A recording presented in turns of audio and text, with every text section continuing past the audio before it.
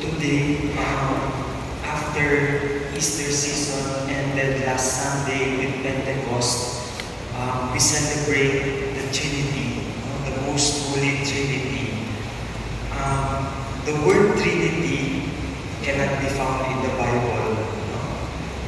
In fact, this word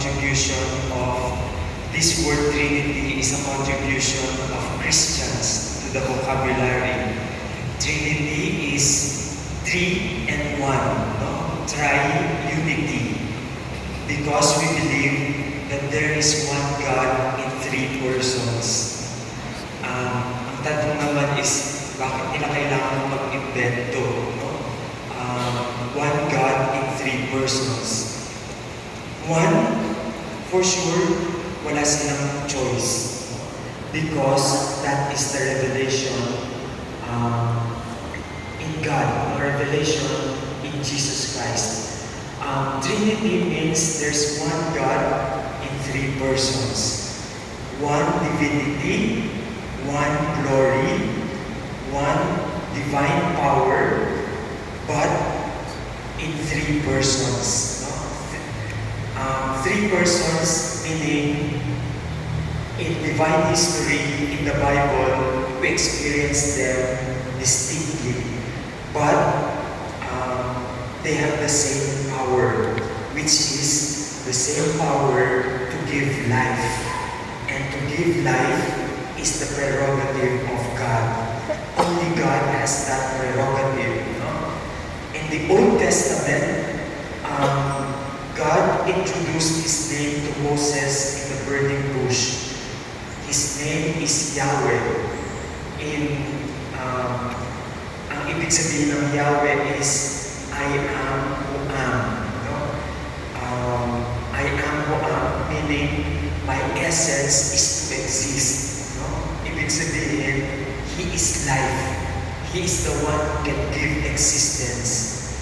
But then, when Jesus Christ came, you have here another being, a human being who can also give life, who claims to be the natural son of that Father of the Old Testament. And then, the Holy Spirit also gives life. For example, it is by the power of the Holy Spirit that Mary became pregnant. It is by the Holy Spirit that the bread and wine become the body and blood of Christ. Without the Holy Spirit, the Bible is just like one of the classics. Maybe katulad lang siya ng Shakespeare or Molly Metangere. But because of the Holy Spirit, it becomes alive. The Word of God is alive. Now,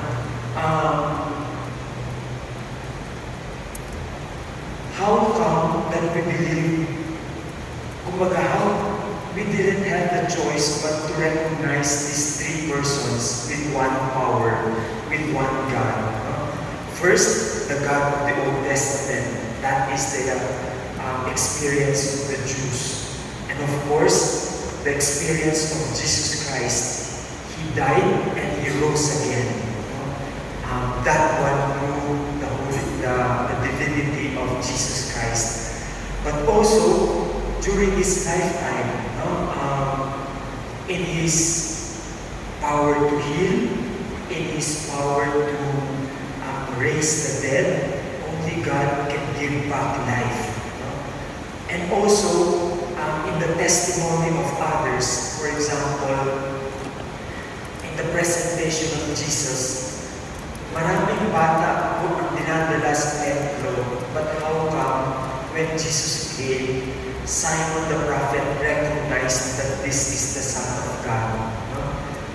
How? It is by the power of the Holy Spirit that told him that is the Son of God. Or during the baptism of Jesus Christ, it was a Trinitarian event. The Holy Holy Spirit descended on him, and then the voice of the Father was heard. This is my beloved Son, listen to him. So, at the passion, death, and resurrection of Jesus Christ, it would be seen, we can see that He is also God. Even if He laid down His life, He had the power to take it up again. Tayo, kapag mamatay tayo, we are at the mercy of God to rise again at the last day. No? And all that event. No? The question is, why is the belief in the Trinity very important? Why is it important to us every day? One, in the liturgy, if you're paying attentively, all the prayers here are addressed to the Father, and then we say through the Son, and then we say in the Holy Spirit. No? Addressed, that is why there is no feast day or solemnity of the Father, because all the prayers, all the feasts, all the solemnities, it is addressed to the Father through the Son and in the Holy Spirit.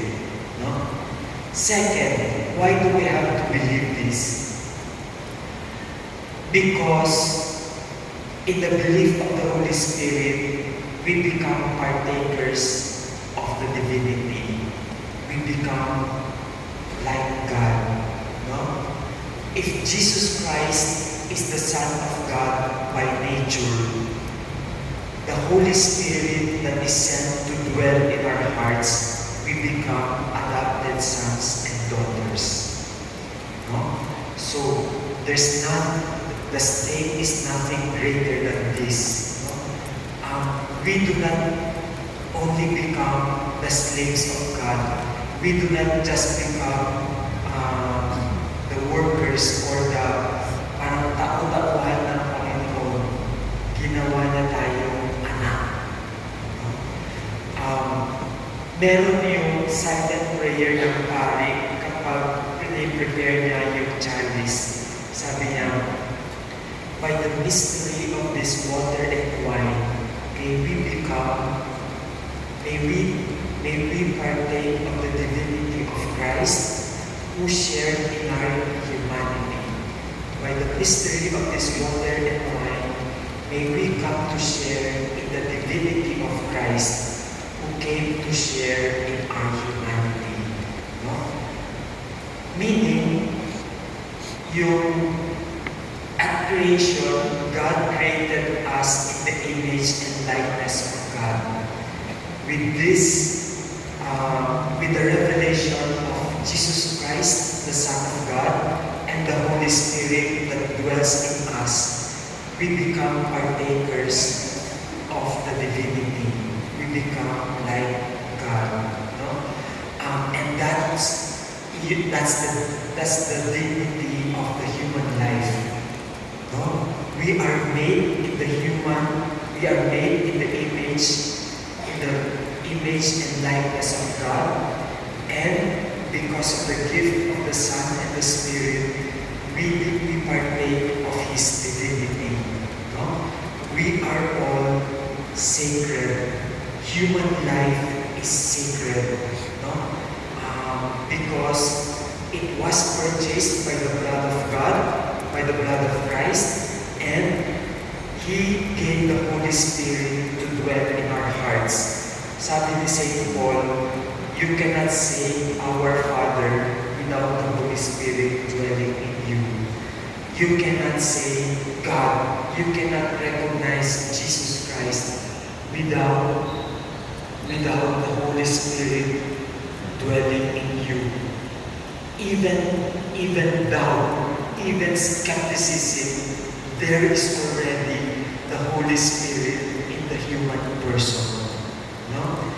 To struggle not to believe in God, it's already there. The Holy Spirit is already there, nudging us to believe in the Father. that there is life more than this flesh, no? That we are, that our interior life, the inner person, is more than we know. No? Kumbaga, human life does not end when we are buried or when we are cremated. No? Life persists, no? Because of that investment of God in us. He created us in His image and likeness. And with the gift of the Son and the Spirit, we became partakers of divinity. So, that is the importance of the belief in the Trinity. Kung minsan, pilosopo tayo, 1 plus 1 plus 1 in the Catholic faith is still 1, no, in terms of God. No? Because we experience God in 3 modes, as Father, as Son, and Spirit. But they have the same power. They have the same divinity. They are one. That is why, in the Gospel today, sabi niya, baptize them in the name, hindi in the names, no? In the name of the Father, and of the Son, and of the Holy Spirit. We say, in the name of the Father, and of the Son, and of the Holy Spirit. We say, glory to the Father, to the Son, and to the Holy Spirit. Because there is one glory, but we experience them in 3 modes, as Father, as Son, and Holy Spirit. In that sense, we are, in the eyes of God, we are all brothers and sisters. No? Because we share the same Spirit. Parang one last analogy lang, no? We say best friend. We have the same Spirit. In Ilocano, we call it kabagis. Even if we are not related, we are not blood related, but we are of the same Spirit kasi mag-best friend tayo. In the eyes of God, we are all God. No? We share the same Spirit. In the eyes of God, in the eyes of Jesus Christ, we are all brothers and sisters. He adopted us at the cost of the blood of His Son, and He sent the Holy Spirit to dwell in our hearts. And that is why you sit there or at the table of God. We partake at the table of God. We partake